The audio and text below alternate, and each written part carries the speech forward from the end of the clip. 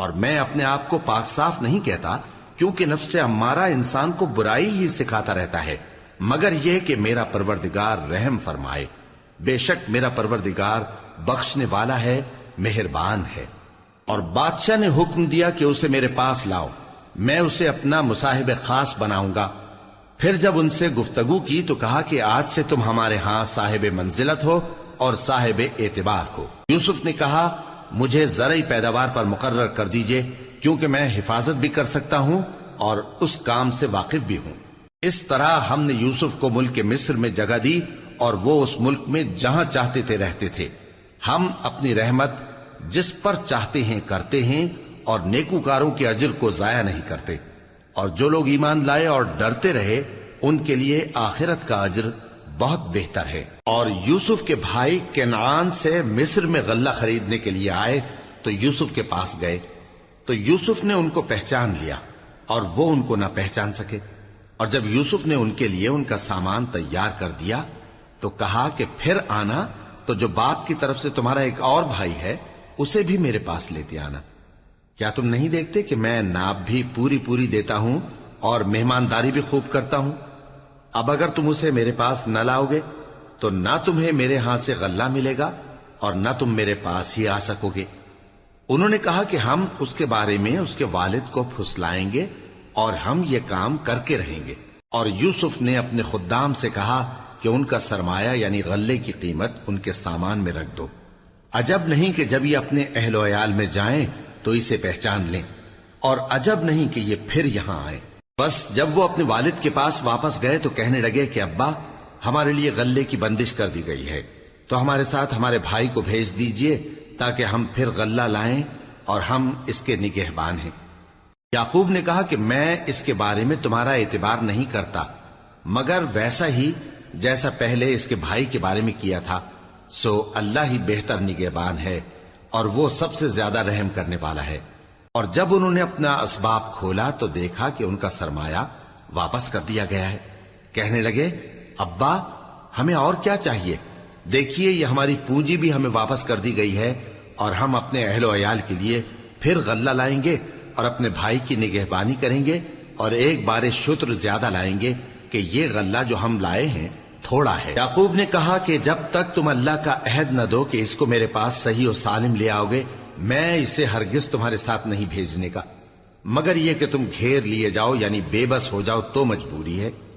پس جب انہوں نے والد کو اپنا قول دیا تو یعقوب نے کہا کہ جو قول و قرار ہم کر رہے ہیں اس کا اللہ ضامن ہے، اور فرمایا کہ اے میرے بیٹو ایک ہی دروازے سے داخل نہ ہونا بلکہ جدا جدا دروازوں سے داخل ہونا، اور میں اللہ کی تقدیر کو تو تم سے روک نہیں سکتا، بے شک حکم اللہ ہی کا ہے، میں اسی پر بھروسہ رکھتا ہوں، اور اہل توکل کو اسی پر بھروسہ رکھنا چاہیے۔ اور جب وہ ان مقامات سے داخل ہوئے جہاں جہاں سے داخل ہونے کے لیے ان کے والد نے ان سے کہا تھا، تو وہ تدبیر اللہ کے حکم کو ذرا بھی ٹال نہیں سکتی تھی۔ ہاں وہ یعقوب کے دل کی خواہش تھی جو انہوں نے پوری کی تھی، اور بے شک وہ صاحب علم تھے کیونکہ ہم نے ان کو علم سکھایا تھا، لیکن اکثر لوگ نہیں جانتے۔ اور جب وہ لوگ یوسف کے پاس پہنچے تو یوسف نے اپنے حقیقی بھائی کو اپنے پاس جگہ دی اور کہا کہ میں تمہارا بھائی ہوں، تو جو سلوک یہ ہمارے ساتھ کرتے رہے ہیں اس پر افسوس نہ کرنا۔ پھر جب ان کا اسباب تیار کر دیا تو اپنے بھائی کے تھیلے میں آپ خورا رکھ دیا۔ پھر جب وہ آبادی سے باہر نکل گئے تو ایک پکارنے والے نے آواز دی کہ قافلے والو تم تو چور ہو۔ وہ ان کی طرف متوجہ ہو کر کہنے لگے کہ تمہاری کیا چیز کھوئی گئی ہے؟ وہ بولے کہ بادشاہ کا کٹورا کھویا گیا ہے، اور جو شخص اس کو لے کے آئے اس کے لیے ایک بار شتر انعام، اور میں اس کا ضامن ہوں۔ وہ کہنے لگے کہ اللہ کی قسم تم کو معلوم ہے کہ ہم اس ملک میں اس لیے نہیں آئے کہ خرابی کریں اور نہ ہم چوری کیا کرتے ہیں۔ وہ بولے کہ اگر تم جھوٹے نکلے یعنی چوری ثابت ہوئی تو اس کی سزا کیا؟ انہوں نے کہا کہ اس کی سزا یہ کہ جس کے تھیلے میں وہ دستیاب ہو وہی اس کا بدل قرار دیا جائے، ہم ظالموں کو یہی سزا دیا کرتی ہیں۔ پھر یوسف نے اپنے بھائی کے تھیلے سے پہلے ان کے تھیلوں کو دیکھنا شروع کیا، پھر اپنے بھائی کے تھیلے میں سے اس کو نکال لیا۔ اس طرح ہم نے یوسف کے لیے تدبیر کی، ورنہ بادشاہ کے قانون کے مطابق وہ اپنے بھائی کو لے نہیں سکتے تھے مگر یہ کہ اللہ چاہے ہم جس کے چاہتے ہیں درجے بلند کرتے ہیں، اور ہر علم والے سے بڑھ کر ایک بڑا علم والا ہے۔ برادران یوسف نے کہا کہ اگر اس نے چوری کی ہو تو کچھ عجب نہیں کہ اس کے ایک بھائی نے بھی پہلے چوری کی تھی، مگر یوسف نے اس بات کو اپنے دل میں مخفی رکھا اور ان پر ظاہر نہ ہونے دیا، یعنی زیر لب کہا کہ تم بڑے برے ہو، اور جو تم بیان کرتے ہو اللہ اسے خوب جانتا ہے۔ وہ کہنے لگے کہ اے عزیز، اس کے والد بہت بوڑھے ہیں اور اس سے بہت محبت رکھتے ہیں، تو اس کو چھوڑ دیجئے اور اس کی جگہ ہم میں سے کسی کو رکھ لیجئے، ہم دیکھتے ہیں کہ آپ احسان کرنے والے ہیں۔ یوسف نے کہا کہ اللہ پناہ میں رکھے کہ جس شخص کے پاس ہم نے اپنی چیز پائی ہے اس کے سوا کسی اور کو پکڑ لیں، ایسا کریں تو ہم بڑے بے انصاف ہیں۔ آخر جب وہ اس سے نا امید ہو گئے تو الگ ہو کر صلاح کرنے لگے۔ سب سے بڑے نے کہا، کیا تم نہیں جانتے کہ تمہارے والد نے تم سے اللہ کا عہد لیا ہے، اور اس سے پہلے بھی تم یوسف کے بارے میں قصور کر چکے ہو؟ تو جب تک والد صاحب مجھے اجازت نہ دیں میں تو اس جگہ سے ہلنے کا نہیں، یا اللہ میرے لیے کوئی فیصلہ کرے، اور وہ سب سے بہتر فیصلہ کرنے والا ہے۔ تم سب والد صاحب کے پاس واپس جاؤ اور کہو کہ ابا، آپ کے صاحبزادے نے وہاں جا کر چوری کی، اور ہم نے تو اپنی دانست کے مطابق آپ سے اس کے لے آنے کا عہد کیا تھا، مگر ہم غیب کی باتوں کے جاننے اور یاد رکھنے والے تو نہیں تھے، اور جس بستی میں ہم ٹھہرے تھے وہاں سے، یعنی اہل مصر سے، اور جس قافلے میں آئے ہیں اس سے دریافت کر لیجئے، اور ہم اس بیان میں بالکل سچے ہیں۔ جب انہوں نے یہ بات یعقوب سے آ کر کہی تو انہوں نے کہا کہ حقیقت یوں نہیں ہے، بلکہ یہ بات تم نے اپنے دل سے بنا لی ہے، تو صبر ہی بہتر ہے۔ عجب نہیں کہ اللہ ان سب کو میرے پاس لے آئے، بے شک وہ علم والا ہے، حکمت والا ہے۔ اور ان کے پاس سے چلے گئے اور کہنے لگے کہ ہائے افسوس یوسف پر، ہائے افسوس، اور رنج و الم میں ان کی آنکھیں سفید ہو گئیں اور ان کا دل غم سے بھر رہا تھا۔ بیٹے کہنے لگے کہ واللہ آپ تو یوسف کو اسی طرح یاد ہی کرتے رہیں گے یہاں تک کہ آپ گھل جائیں گے یا جان ہی دے دیں گے۔ انہوں نے کہا کہ میں تو اپنے غم و اندوہ کا اظہار اللہ سے کرتا ہوں، اور اللہ کی طرف سے وہ باتیں جانتا ہوں جو تم نہیں جانتے۔ اے بیٹو، یوں کرو کہ ایک دفعہ پھر جاؤ اور یوسف اور اس کے بھائی کو تلاش کرو، اور اللہ کی رحمت سے نا امید نہ ہونا کہ اللہ کی رحمت سے تو کافر لوگ ہی نا امید ہوا کرتے ہیں۔ پھر جب وہ یوسف کے پاس گئے تو کہنے لگے کہ اے عزیز، ہمیں اور ہمارے اہل و عیال کو بڑی تکلیف ہو رہی ہے، اور ہم یہ تھوڑا سا سرمایہ لائے ہیں، آپ ہمیں اس کے عوض پورا غلہ دے دیجئے اور ہم پر خیرات کیجئے کہ اللہ خیرات کرنے والوں کو ثواب دیتا ہے۔ یوسف نے کہا، تمہیں معلوم ہے کہ جب تم نادانی میں پھنسے ہوئے تھے تو تم نے یوسف اور اس کے بھائی کے ساتھ کیا کیا تھا؟ وہ بولے، کیا واقعی تم ہی یوسف ہو؟ انہوں نے کہا، ہاں میں یوسف ہوں، اور بن یامین کی طرف اشارہ کر کے کہنے لگے، یہ میرا بھائی ہے، اللہ نے ہم پر بڑا احسان کیا ہے۔ جو شخص اللہ سے ڈرتا اور صبر کرتا ہے تو اللہ نیکوکاروں کا اجر ضائع نہیں کرتا۔ وہ بولے، اللہ کی قسم، اللہ نے تم کو ہم پر فضیلت بخشی ہے، اور بے شک ہم خطا کار تھے۔ یوسف نے کہا کہ آج کے دن تم پر کوئی ملامت نہیں، اللہ تم کو معاف کرے، اور وہ سب سے بڑھ کر رحم کرنے والا ہے۔ یہ میرا کرتا لے جاؤ، پھر اسے والد صاحب کے منہ پر ڈال دینا تو وہ بینا ہو جائیں گے، اور اپنے تمام اہل و عیال کو میرے پاس لے آؤ۔ اور جب قافلہ مصر سے روانہ ہوا تو ان کے والد کہنے لگے کہ اگر مجھ کو یہ نہ کہو کہ بوڑھا بہک گیا ہے تو مجھے تو یوسف کی بو آ رہی ہے۔ وہ بولے کہ واللہ آپ اسی قدیم غلطی میں مبتلا ہیں۔ مگر جب خوشخبری دینے والا آ پہنچا تو اس نے کرتا ان کے منہ پر ڈال دیا، سو وہ بینا ہو گئے، اور بیٹوں سے کہنے لگے، کیا میں نے تم سے نہیں کہا تھا کہ میں اللہ کی طرف سے وہ باتیں جانتا ہوں جو تم نہیں جانتے؟ بیٹوں نے کہا کہ ابا، ہمارے لیے ہمارے گناہ کی مغفرت مانگیے، بے شک ہم خطا کار تھے۔ فرمایا، میں اپنے پروردگار سے تمہارے لیے بخشش مانگوں گا، بے شک وہ بخشنے والا ہے، مہربان ہے۔ پھر جب یہ سب لوگ یوسف کے پاس پہنچے تو انہوں نے اپنے والدین کو اپنے پاس جگہ دی اور کہا، مصر میں داخل ہو جائیے، اللہ نے چاہا تو امن و امان سے رہیے گا۔ اور اپنے والدین کو تخت پر بٹھایا اور سب ان کے آگے سجدے میں گر پڑے۔ اور اس وقت یوسف نے کہا، ابا جان، یہ میرے اس خواب کی تعبیر ہے جو میں نے پہلے بچپن میں دیکھا تھا، میرے پروردگار نے اسے سچ کر دیا اور اس نے مجھ پر بہت سے احسان کیے ہیں کہ مجھ کو قید خانے سے نکالا، اور اس کے بعد کہ شیطان نے مجھ میں اور میرے بھائیوں میں فساد ڈال دیا تھا آپ کو گاؤں سے یہاں لایا۔ بے شک میرا پروردگار جو چاہتا ہے تدبیر سے کرتا ہے، وہ علم والا ہے، حکمت والا ہے۔ جب یہ سب باتیں ہو لیں تو یوسف نے اللہ سے دعا کی کہ اے میرے پروردگار، تو نے مجھ کو حکومت سے نوازا اور خوابوں کی تعبیر کا علم بخشا۔ اے آسمانوں اور زمین کے پیدا کرنے والے، تو ہی دنیا اور آخرت میں میرا کارساز ہے۔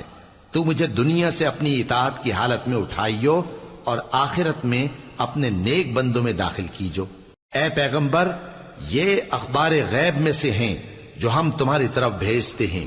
اور جب برادران یوسف نے اپنی بات پر اتفاق کیا تھا اور وہ فریب کر رہے تھے تو تم ان کے پاس تو نہ تھے، اور بہت سے آدمی گو تم کتنی خواہش کرو ایمان لانے والے نہیں ہیں، اور تم ان سے اس خیر خواہی کا کچھ صلہ بھی تو نہیں مانگتے۔ یہ قرآن اور کچھ نہیں تمام جہانوں کے لیے نصیحت ہے، اور آسمان و زمین میں بہت سی نشانیاں ہیں جن پر سے یہ گزرتے ہیں اور ان کو نظر انداز کر دیتے ہیں، اور یہ اکثر اللہ پر ایمان نہیں رکھتے مگر اس کے ساتھ شرک بھی کرتے ہیں۔ تو کیا یہ اس بات سے بے خوف ہیں کہ ان پر اللہ کا عذاب نازل ہو کر ان کو ڈھانپ لے، یا ان پر ناگہاں قیامت آ جائے اور انہیں خبر بھی نہ ہو؟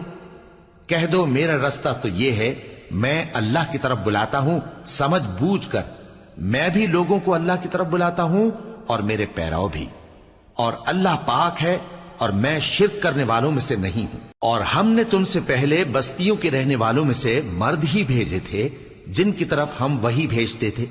کیا ان لوگوں نے ملک میں سیر و سیاحت نہیں کی کہ دیکھ لیتے کہ جو لوگ ان سے پہلے تھے ان کا انجام کیا ہوا؟ اور متقیوں کے لیے آخرت کا گھر بہت اچھا ہے، کیا تم سمجھتے نہیں؟ یہاں تک کہ جب پیغمبر نا امید ہو گئے اور انہوں نے خیال کیا کہ اپنی نصرت کے بارے میں جو بات انہوں نے کہی تھی اس میں وہ سچے نہ نکلے، تو ان کے پاس ہماری مدد آ پہنچی، پھر جسے ہم نے چاہا بچا دیا، اور ہمارا عذاب اتر کر گناہگار لوگوں سے پھیرا نہیں کرتا۔ ان کے قصے میں عقل مندوں کے لیے عبرت ہے۔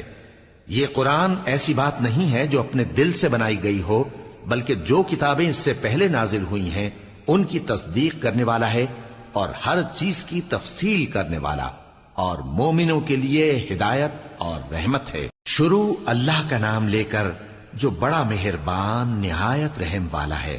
الف لام میم را۔ اے نبی، یہ کتاب الہی کی آیتیں ہیں، اور جو کچھ تمہارے پروردگار کی طرف سے تم پر نازل ہوا ہے حق ہے، لیکن اکثر لوگ ایمان نہیں لاتے۔ اللہ وہی تو ہے جس نے ستونوں کے بغیر آسمان جیسا کہ تم دیکھتے ہو اتنے اونچے بنائے، پھر عرش پر جلوہ افروز ہوا اور سورج اور چاند کو کام میں لگا دیا، ہر ایک میعاد معین تک گردش کر رہا ہے۔ وہی دنیا کے کاموں کا انتظام کرتا ہے، اس طرح وہ اپنی آیتیں کھول کھول کر بیان کرتا ہے کہ تم اپنے پروردگار کے روبرو جانے کا یقین کرو۔ اور وہی ہے جس نے زمین کو پھیلایا اور اس میں پہاڑ اور دریا پیدا کیے اور ہر طرح کے میووں کی دو دو قسمیں بنائیں۔ وہی رات کو دن کا لباس پہناتا ہے، غور کرنے والوں کے لیے اس میں بہت سی نشانیاں ہیں۔ اور زمین میں کئی طرح کے قطعات ہیں ایک دوسرے سے ملے ہوئے، اور انگور کے باغ اور کھیتی اور کھجور کے درخت، بعض کی بہت سی شاخیں ہیں اور بعض کی اتنی نہیں ہوتی، باوجود کہ پانی سب کو ایک ہی ملتا ہے۔ اور ہم بعض میووں کو بعض پر لذت میں فضیلت دیتی ہیں، اور اس میں سمجھنے والوں کے لیے بہت سی نشانیاں ہیں۔ اگر تم عجیب بات سننی چاہو تو کافروں کا یہ کہنا عجیب ہے کہ جب ہم مر کر مٹی ہو جائیں گے تو کیا ازسر نو پیدا ہوں گے؟ یہی لوگ ہیں جو اپنے پروردگار سے منکر ہوئے ہیں، اور یہی ہیں جن کی گردنوں میں طوق ہوں گے، اور یہی اہل دوزخ ہیں کہ ہمیشہ اس میں جلتے رہیں گے۔ اور یہ لوگ بھلائی سے پہلے تم سے برائی جلدی سے مانگتے ہیں، یعنی طالب عذاب ہیں، حالانکہ ان سے پہلے عذاب واقع ہو چکے ہیں، اور تمہارا پروردگار لوگوں کو باوجود ان کی بے انصافیوں کے معاف کرنے والا ہے، اور بے شک تمہارا پروردگار سخت عذاب دینے والا ہے۔ اور کافر لوگ کہتے ہیں کہ اس پیغمبر پر اس کے پروردگار کی طرف سے کوئی نشانی کیوں نازل نہیں ہوئی؟ اے نبی، تم تو صرف خبردار کرنے والے ہو، اور ہر ایک قوم کے لیے رہنما ہوا کرتا ہے۔ اللہ ہی اس بچے سے واقف ہے جو عورت کے پیٹ میں ہوتا ہے، اور وہی پیٹ کے سکڑنے اور بڑھنے سے بھی واقف ہے، اور ہر چیز کا اس کے ہاں ایک اندازہ مقرر ہے۔ وہ چھپی اور ظاہر چیزوں کا جاننے والا ہے، سب سے بزرگ ہے، عالی رتبہ ہے۔ کوئی تم میں سے چپکے سے بات کہے یا پکار کر، یا رات کو کہیں چھپ جائے یا دن کی روشنی میں کھلم کھلا چلے پھرے، اللہ کے نزدیک برابر ہے۔ اس کے آگے اور پیچھے اللہ کے چوکیدار ہیں جو اللہ کے حکم سے اس کی نگرانی کرتے ہیں۔ اللہ اس نعمت کو جو کسی قوم کو حاصل ہے نہیں بدلتا جب تک کہ وہ اپنی حالت کو نہ بدلے، اور جب اللہ کسی قوم کے ساتھ برائی کا ارادہ کرتا ہے تو وہ پھر نہیں سکتی، اور اللہ کے سوا ان کا کوئی مددگار نہیں ہوتا۔ وہی تو ہے جو تم کو ڈرانے اور امید دلانے کے لیے بجلی دکھاتا اور بھاری بھاری بادل پیدا کرتا ہے، اور رعد اور فرشتے سب اس کے خوف سے اس کی تسبیح و تحمید کرتے رہتی ہیں۔ اور وہی بجلیاں بھیجتا ہے، پھر جس پر چاہتا ہے گرا بھی دیتا ہے، جبکہ وہ اللہ کے بارے میں جھگڑتی ہیں، اور وہ بڑی قوت والا ہے۔ کام کا پکارنا تو اسی کا ہے، اور جن کو یہ لوگ اس کے سوا پکارتے ہیں وہ ان کی پکار کو کسی طرح قبول نہیں کرتے، مگر اس شخص کی طرح جو اپنے دونوں ہاتھ پانی کی طرف پھیلا دے تاکہ دور ہی سے اس کے منہ تک آ پہنچے، حالانکہ وہ اس تک کبھی بھی نہیں آ سکتا۔ اور اسی طرح کافروں کی پکار بیکار ہے۔ اور جتنی مخلوقات آسمانوں اور زمین میں ہے، خوشی سے یا ناخوشی سے اللہ کے آگے سجدہ کرتی ہے، اور ان کے سائے بھی صبح و شام سجدے کرتی ہیں۔ ان سے پوچھو کہ آسمانوں اور زمین کا پروردگار کون ہے؟ تم ہی کہہ دو کہ اللہ۔ ان سے کہو کہ کیا تم نے اللہ کو چھوڑ کر ایسے لوگوں کو کارساز بنایا ہے جو خود اپنے نفع و نقصان کا بھی اختیار نہیں رکھتے؟ کہو کیا اندھا اور آنکھوں والا برابر ہیں، یا اندھیرا اور اجالا برابر ہو سکتا ہے؟ بھلا ان لوگوں نے جن کو اللہ کا شریک مقرر کیا ہے، کیا انہوں نے اللہ کسی مخلوقات پیدا کی ہے جس کے سبب ان کے لیے مخلوقات مشتبہ ہو گئی ہے؟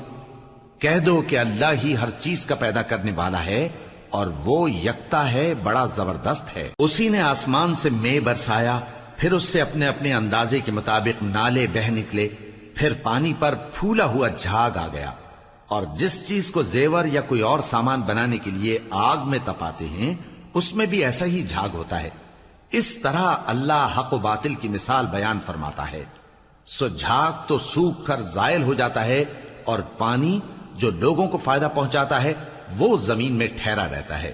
اس طرح اللہ صحیح اور غلط کی مثالیں بیان فرماتا ہے تاکہ تم سمجھو۔ جن لوگوں نے اللہ کے حکم کو قبول کیا ان کی حالت بہت بہتر ہوگی، اور جنہوں نے اس کو قبول نہ کیا، اگر روئے زمین کے سب خزانے ان کے اختیار میں ہوں تو وہ سب کے سب اور ان کے ساتھ اتنے ہی اور نجات کے بدلے میں صرف کر ڈالیں، مگر نجات کہاں؟ ایسے لوگوں کا حساب بھی برا ہوگا، اور ان کا ٹھکانہ بھی دوزخ ہے، اور وہ بری جگہ ہے۔ بھلا جو شخص یہ جانتا ہے کہ جو کچھ تمہارے پروردگار کی طرف سے تم پر نازل ہوا ہے حق ہے، وہ اس شخص کی طرح ہے جو اندھا ہے؟ اور سمجھتے تو وہی ہیں جو عقل مند ہیں، جو اللہ کے عہد کو پورا کرتے ہیں اور قول و قرار کو نہیں توڑتے، اور جن رشتوں کے جوڑے رکھنے کا اللہ نے حکم دیا ان کو جوڑے رکھتے، اور اپنے پروردگار سے ڈرتے رہتے اور برے حساب سے خوف رکھتے ہیں۔ اور جو اپنے پروردگار کی خوشنودی حاصل کرنے کے لیے مصائب پر صبر کرتے ہیں اور نماز پڑھتے ہیں، اور جو مال ہم نے ان کو دیا ہے اس میں سے پوشیدہ اور ظاہر خرچ کرتے ہیں، اور نیکی سے برائی کو دور کرتے ہیں، یہی لوگ ہیں جن کے لیے عاقبت کا گھر ہے، یعنی ہمیشہ رہنے کے باغات جن میں وہ داخل ہوں گے، اور ان کے باپ دادوں اور بیویوں اور اولاد میں سے جو نیکوکار ہوں گے وہ بھی بہشت میں جائیں گے، اور فرشتے بہشت کے ہر ایک دروازے سے ان کے پاس آئیں گے اور کہیں گے تم پر سلام ہو، یہ تمہاری ثابت قدمی کا بدلہ ہے، اور عاقبت کا گھر خوب گھر ہے۔ اور جو لوگ اللہ سے پختہ عہد کر کے اس کو توڑ ڈالتے اور جن رشتوں کے جوڑے رکھنے کا اللہ نے حکم دیا ہے ان کو قطع کر دیتے اور ملک میں فساد کرتے ہیں، ایسوں پر لعنت ہے اور ان کے لیے برا انجام ہے۔ اللہ جس کا چاہتا ہے رزق فراخ کر دیتا ہے اور جس کا چاہتا ہے تنگ کر دیتا ہے. اور کافر لوگ دنیا کی زندگی پر خوش ہو رہے ہیں اور دنیا کی زندگی آخرت کے مقابلے میں بہت تھوڑا سامان ہے. اور کافر کہتے ہیں کہ اس پیغمبر پر اس کے پروردگار کی طرف سے کوئی نشانی کیوں نازل نہیں ہوئی؟ کہہ دو کہ اللہ جسے چاہتا ہے گمراہ کرتا ہے اور جو اس کی طرف رجوع ہوتا ہے اس کو اپنی طرف کا رستہ دکھاتا ہے، یعنی ان کو جو ایمان لاتے اور جن کے دل اللہ کی یاد سے آرام پاتے ہیں ان کو. اور سن رکھو کہ اللہ کی یاد سے ہی دل آرام پاتے ہیں. جو لوگ ایمان لائے اور عمل نیک کیے ان کے لیے خوشحالی اور عمدہ ٹھکانہ ہے. جس طرح ہم پہلے پیغمبر بھیجتے رہے ہیں اسی طرح اے نبی ہم نے تم کو اس امت میں جس سے پہلے بہت سی امتیں گزر چکی ہیں بھیجا ہے تاکہ تم ان کو وہ کتاب جو ہم نے تمہاری طرف بھیجی ہے پڑھ کر سنا دو. اور یہ لوگ رحمان کو نہیں مانتے. کہہ دو وہی تو میرا پروردگار ہے، اس کے سوا کوئی معبود نہیں. میں اسی پر بھروسہ رکھتا ہوں اور اسی کی طرف رجوع کرتا ہوں. اور اگر کوئی قرآن ایسا ہوتا کہ اس کی تاثیر سے پہاڑ چل پڑتے یا زمین پھٹ جاتی یا مردوں سے کلام کر سکتے تو کیا یہ لوگ ایمان لے آتے؟ بات یہ ہے کہ سب باتیں اللہ کے اختیار میں ہیں. تو کیا مومنوں کو اس سے اطمینان نہیں ہوا کہ اگر اللہ چاہتا تو سب لوگوں کو ہدایت کے رستے پر چلا دیتا؟ اور کافروں پر ہمیشہ ان کے اعمال کے بدلے آفت آتی رہے گی یا ان کے مکانات کے قریب نازل ہوتی رہے گی یہاں تک کہ اللہ کا وعدہ آ پہنچے. بے شک اللہ وعدہ خلاف نہیں کرتا. اور تم سے پہلے بھی رسولوں کے ساتھ تمسخر ہوتے رہے ہیں تو میں نے کافروں کو مہلت دی، پھر میں نے ان کو پکڑ لیا. سو دیکھ لو کہ میرا عذاب کیسا رہا. تو کیا وہ جو ہر شخص کے اعمال کا نگراں و نگہبان ہے وہ بتوں کی طرح بے علم و بے خبر ہو سکتا ہے؟ اور ان لوگوں نے اللہ کے شریک مقرر کر رکھے ہیں. ان سے کہو کہ ذرا ان کے نام تو لو. کیا تم اسے ایسی چیزیں بتاتے ہو جو روئے زمین پر ہیں اور اسے معلوم نہیں؟ یا تم لوگ محض سطحی بات کی تقلید کرتے ہو؟ اصل یہ ہے کہ کافروں کو ان کے فریب خوبصورت معلوم ہوتے ہیں اور وہ ہدایت کے رستے سے روک لیے گئے ہیں. اور جسے اللہ گمراہ رہنے دے اسے کوئی ہدایت کرنے والا نہیں. ان کو دنیا کی زندگی میں بھی عذاب ہے اور آخرت کا عذاب تو بہت ہی سخت ہے، اور ان کو اللہ کے عذاب سے کوئی بھی بچانے والا نہیں. جس جنت کا پرہیزگاروں سے وعدہ کیا گیا ہے اس کی شان یہ ہے کہ اس کے نیچے نہریں بہ رہی ہیں، اس کے پھل ہمیشہ باقی رہنے والے ہیں اور اس کے سائے بھی. یہ ان لوگوں کا انجام ہے جو متقی ہیں، اور کافروں کا انجام دوزخ ہے. اور جن لوگوں کو ہم نے کتاب دی ہے وہ اس کتاب سے جو تم پر نازل ہوئی ہے خوش ہوتی ہیں، اور بعض فرقے اس کی بعض باتیں نہیں بھی مانتے. کہہ دو کہ مجھ کو یہی حکم ہوا ہے کہ اللہ ہی کی عبادت کروں اور اس کے ساتھ کسی کو شریک نہ بناؤں. میں اسی کی طرف بلاتا ہوں اور اسی کی طرف مجھے لوٹنا ہے. اور اسی طرح ہم نے اس قرآن کو عربی زبان کا فرمان بنا کر نازل کیا ہے. اور اگر تم علم آ جانے کے بعد ان لوگوں کی خواہشوں کے پیچھے چلو گے تو اللہ کے سامنے کوئی نہ تمہارا مددگار ہوگا اور نہ کوئی بچانے والا.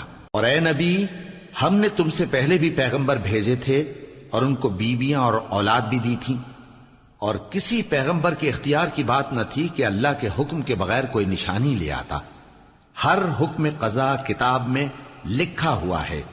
اللہ جس چیز کو چاہتا ہے مٹا دیتا ہے اور جس کو چاہتا ہے باقی رکھتا ہے، اور اسی کے پاس اصل کتاب ہے. اور اگر ہم کوئی عذاب جس کا ان لوگوں سے وعدہ کرتے ہیں تمہیں دکھائیں، یعنی تمہارے روبرو ان پر نازل کریں، یا تمہاری مدت حیات پوری کر دیں، یعنی تمہارے انتقال کے بعد عذاب بھیجیں، تو تمہارا کام ہمارے احکام کا پہنچا دینا ہے اور ہمارا کام حساب لینا ہے. کیا انہوں نے نہیں دیکھا کہ ہم زمین کو اس کے کناروں سے گھٹاتے چلے آ رہے ہیں؟ اور اللہ جیسا چاہتا ہے حکم کرتا ہے، کوئی اس کے حکم کا رد کرنے والا نہیں، اور وہ جلد حساب لینے والا ہے. جو لوگ ان سے پہلے تھے وہ بھی بہتیری تدبیریں کرتے رہے ہیں، سو تدبیر تو سب اللہ ہی کی ہوتی ہے. ہر شخص جو کچھ کر رہا ہے اللہ اسے جانتا ہے. اور کافر جلد معلوم کر لیں گے کہ آخرت میں اچھا انجام کس کے لیے ہوتا ہے. اور کافر لوگ کہتے ہیں کہ تم پیغمبر نہیں ہو. کہہ دو کہ میرے اور تمہارے درمیان اللہ اور وہ شخص جس کے پاس کتاب آسمانی کا علم ہے بطور گواہ کافی ہے۔ شروع اللہ کا نام لے کر جو بڑا مہربان نہایت رحم والا ہے۔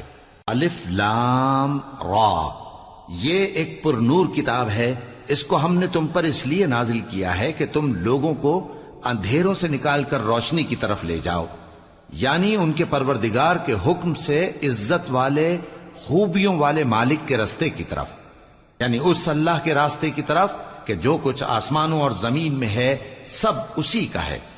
اور ان کافروں کے لیے عذاب شدید کی وجہ سے تباہی اور بربادی مقدر ہے، جو آخرت کے مقابلے میں دنیاوی زندگی کو پسند کرتے اور لوگوں کو اللہ کے راستے سے روکتے اور اس میں کجی چاہتے ہیں۔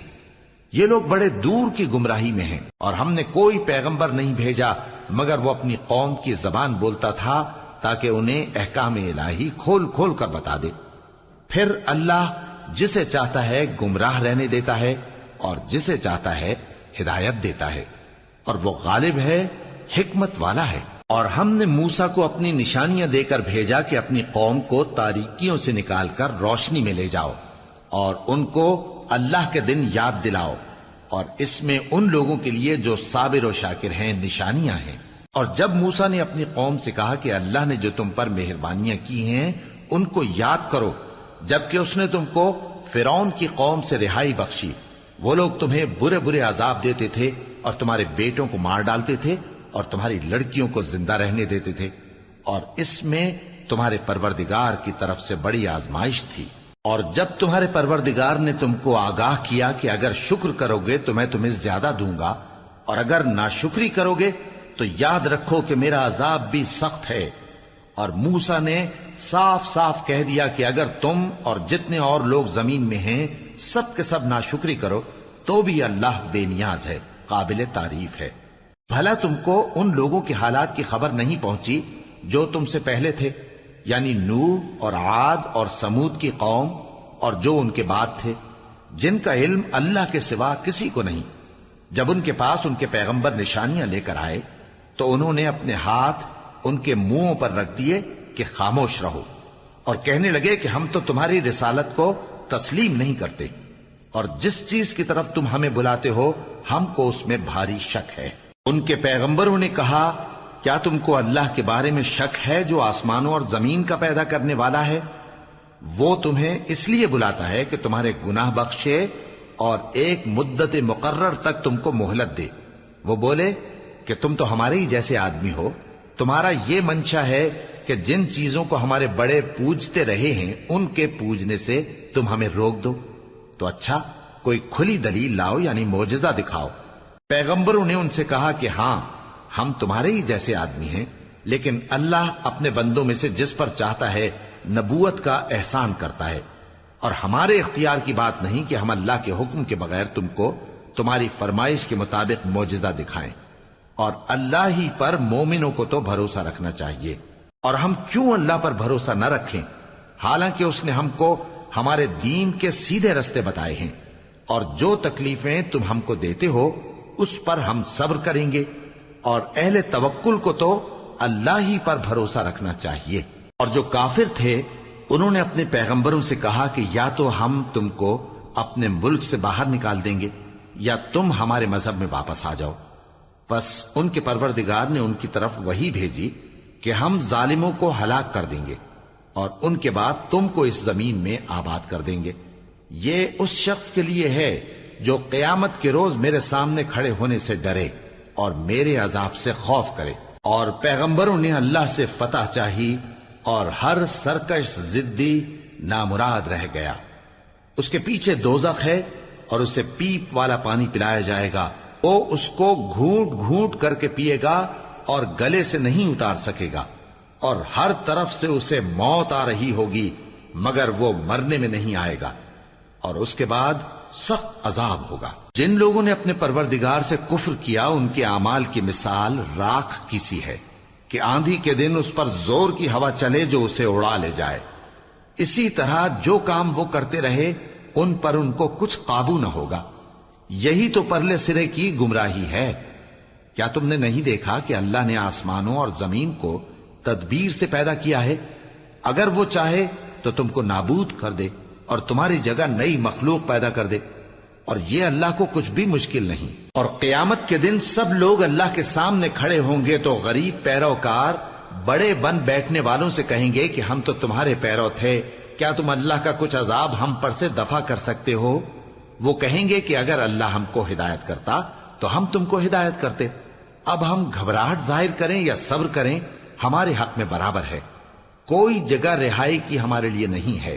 اور جب حساب کتاب کا کام فیصل ہو چکے گا تو شیطان کہے گا جو وعدہ اللہ نے تم سے کیا تھا وہ تو سچا تھا، اور جو وعدہ میں نے تم سے کیا تھا وہ جھوٹا تھا، اور میرا تم پر کسی طرح کا زور نہیں تھا۔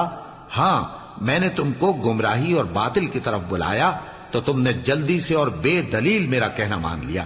تو آج مجھے ملامت نہ کرو، اپنے آپ ہی کو ملامت کرو۔ نہ میں تمہاری فریاد رسی کر سکتا ہوں اور نہ تم میری فریاد رسی کر سکتے ہو۔ میں اس بات سے انکار کرتا ہوں کہ تم پہلے مجھے شریک بناتے تھے۔ بے شک جو ظالم ہیں ان کے لیے درد دینے والا عذاب ہے۔ اور جو ایمان لائے اور عمل نیک کرتے رہے وہ بہشتوں میں داخل کیے جائیں گے جن کے نیچے نہریں بہہ رہی ہیں۔ اپنے پروردگار کے حکم سے وہ ہمیشہ ان میں رہیں گے، وہاں وہ ہر ملاقات پر ایک دوسرے کو سلام کہیں گے۔ کیا تم نے نہیں دیکھا کہ اللہ نے کلمہ طیبہ کی کیسی مثال بیان فرمائی ہے؟ وہ ایسی ہے جیسے پاکیزہ درخت جس کی جڑ مضبوط ہو اور شاخیں آسمان میں پھیلی ہوں۔ وہ اپنے پروردگار کے حکم سے ہر موقع پر پھل لاتا ہو، اور اللہ لوگوں کے لیے مثالیں بیان فرماتا ہے تاکہ وہ نصیحت حاصل کریں۔ اور ناپاک بات یعنی غلط عقیدے کی مثال ناپاک درخت کی سی ہے کہ وہ زمین کے اوپر ہی سے اکھیڑ کر پھینک دیا جائے، اس کو ذرا بھی قرار و ثبات نہیں۔ اللہ مومنوں کے دلوں کو صحیح اور پکی بات سے دنیا کی زندگی میں بھی مضبوط رکھتا ہے اور آخرت میں بھی رکھے گا۔ اور اللہ بے انصافوں کو گمراہ کر دیتا ہے، اور اللہ جو چاہتا ہے کرتا ہے۔ کیا تم نے ان لوگوں کو نہیں دیکھا جنہوں نے اللہ کے احسان کو ناشکری سے بدل دیا اور اپنی قوم کو تباہی کے گھر میں لا اتارا، یعنی دوزخ میں، کہ سب ناشکرے اس میں داخل ہوں گے اور وہ برا ٹھکانہ ہے۔ اور ان لوگوں نے اللہ کے شریک مقرر کیے کہ لوگوں کو اس کے رستے سے گمراہ کریں۔ کہہ دو کہ چند روز فائدے اٹھا لو، آخر کار تم کو دوزخ کی طرف لوٹ کر جانا ہے۔ اے پیغمبر، میرے مومن بندوں سے کہہ دو کہ نماز پڑھا کریں، اور اس دن کے آنے سے پیشتر جس میں نہ اعمال کا سودا ہوگا اور نہ دوستی کام آئے گی، ہمارے دیے ہوئے مال میں سے پوشیدہ اور علانیہ خرچ کرتے رہیں۔ اللہ ہی تو ہے جس نے آسمانوں اور زمین کو پیدا کیا اور آسمان سے مے برسایا، پھر اس سے تمہارے کھانے کے لیے پھل پیدا کیے اور کشتیوں اور جہازوں کو تمہارے زیر فرمان کیا تاکہ وہ سمندر میں اس کے حکم سے چلیں، اور نہروں کو بھی تمہارے زیر فرمان کیا، اور سورج اور چاند کو تمہارے لیے کام میں لگا دیا کہ دونوں دن رات ایک ڈگر پر چل رہے ہیں، اور رات اور دن کو بھی تمہاری خاطر کام میں لگا دیا، اور جو کچھ تم نے مانگا سب میں سے تم کو عنایت کیا۔ اور اگر اللہ کے احسان گننے لگو تو شمار نہ کر سکو، مگر لوگ نعمتوں کا شکر نہیں کرتے۔ کچھ شک نہیں کہ انسان بڑا بے انصاف ہے، ناشکرا ہے۔ اور جب ابراہیم نے دعا کی کہ اے میرے پروردگار، اس شہر کو لوگوں کے لیے امن کی جگہ بنا دے، اور مجھے اور میری اولاد کو اس بات سے کہ بتوں کی پرستش کرنے لگیں بچائے رکھیو۔ اے پروردگار، انہوں نے بہت سے لوگوں کو گمراہ کیا ہے، سو جس شخص نے میرا کہا مانا وہ میرا ہے، اور جس نے میری نافرمانی کی تو تو بخشنے والا ہے، مہربان ہے۔ اے پروردگار، میں نے اپنی اولاد ایک وادی میں جہاں کھیتی نہیں، تیرے عزت و ادب والے گھر کے پاس لا بسائی ہے۔ اے پروردگار، تاکہ یہ نماز پڑھیں، سو تو لوگوں کے دلوں کو ایسا کر دے کہ ان کی طرف جھکے رہیں، اور ان کو میووں سے روزی دیتے رہنا تاکہ تیرا شکر کریں۔